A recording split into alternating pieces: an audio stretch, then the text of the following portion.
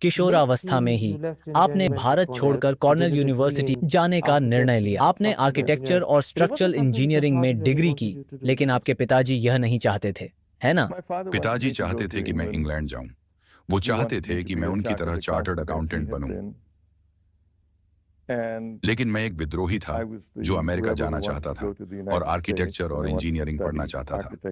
तो उन्हें यह पसंद नहीं था। क्या इसको लेकर आपका उनसे विवाद था? नहीं, तो उन्होंने आपके निर्णय को मान लिया। मैंने तो कर ही लिया। कॉर्नेल कैसा था? आप एक अमीर भारतीय थे और अचानक एक बड़े अमेरिकन यूनिवर्सिटी में पहुंच गए, जहां शायद टाटा नाम की कोई पहचान नहीं थी। नहीं, मैं बस 20,000 छात्रों में से एक था। सच मानिए, उस समय जब कोई भारतीय विदेश जाता था तो आरबीआई से बहुत कम पैसे मिलते थे। तो मैं कोई अमीर भारतीय नहीं था। उस समय मैं एक संघर्षरत छात्र था जो हर महीने के आखिर में यह सोचता था कि अगले चेक आने तक मेरा गुजारा कैसे होगा। सच ये है कि कॉर्नेल बहुत बड़ा था और मैं वहां एक गुमनाम छात्र था। वहां किसी को नहीं जानता था, एक नए माहौल में था। शुरू के कुछ महीने कठिन थे। मुझे लगता है कि आपको कॉर्नेल पसंद आया और दरअसल शुरुआत में आप भारत वापस आने के लिए ज्यादा उत्साहित नहीं थे। मुझे अमेरिका बहुत अच्छा लगता था, अभी भी लगता है। मैं वहां बहुत आरामदायक महसूस करता था। मेरे पास एक अच्छा और रोमांचक जॉब था, एक ऐसे शहर में जो मुझे पसंद था, लॉस एंजलिस। इसलिए हाँ, मेरा वापस आने का इरादा नहीं था। आपको अमेरिका क्यों आकर्षित करता था? लोग, संस्कृति या सिर्फ अपनी तरह से जीने की आजादी? मुझे पता नहीं है क्या मुझे अमेरिका की ओर खींचता था, लेकिन बचपन से ही जब मैं वहां गया भी नहीं था, तब से ही वहां जाने की इच्छा थी। तो ये एक सपना पूरा होने जैसा था? हाँ, नियति, जो भी कह लीजिए। तो आप वापस क्यों आए? मेरी दादी ने मुझे वापस बुलाया।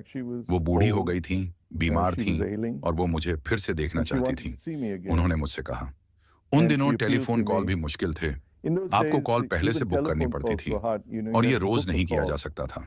मैं उनको मना नहीं कर पाया तो वापस आ गया।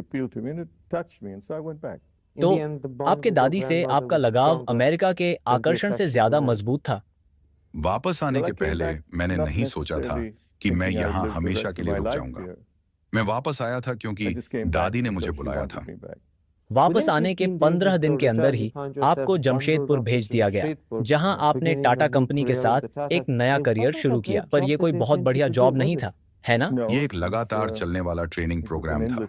अभी समझ आता है कि फायदेमंद था, लेकिन उस समय मुझे बस समय की बर्बादी लगता था। तो उन्होंने आपको शून्य से शुरुआत करवाई? हाँ, जो कि काम आया। और आप बाकी प्रशिक्षुओं के साथ ही हॉस्टल में रहते थे?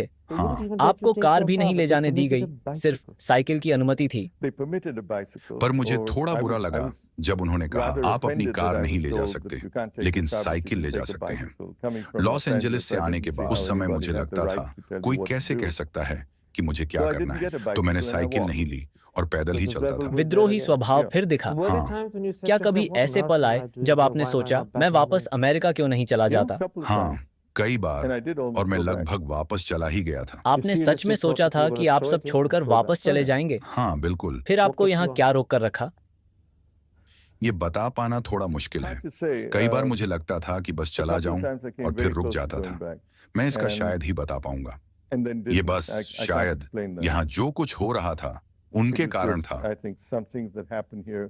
उनमें से एक था, मुझे नेल को संभालने का प्रस्ताव मिला और ये एक चुनौती जैसा था।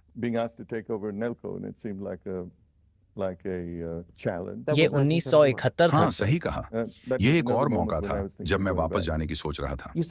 आपने कहा कि ये एक चुनौती जैसा था। उस समय यह कंपनी घाटे में थी और शायद टाटा समूह में से कोई भी इसे संभालना नहीं चाहता था। क्या आपको चुनौती ने आकर्षित किया या अचानक आपको यह महसूस हुआ कि आपका यहाँ एक रोल है जो आपको निभाना है? नहीं, ये चुनौती थी। ये एक रोमांचक इंडस्ट्री थी। उन दिनों इलेक्ट्रॉनिक्स इंडस्ट्री, रेडियो और टीवी सेट बनाना भी बहुत चुनौतीपूर्ण और रोमांचक था। और ये एक युवा लोगों से भरी कंपनी थी।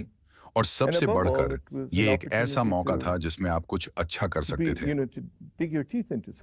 और आप ऐसा ही कुछ ढूंढ रहे थे? हाँ, बिल्कुल। इससे पहले मैं समय बर्बाद कर रहा था।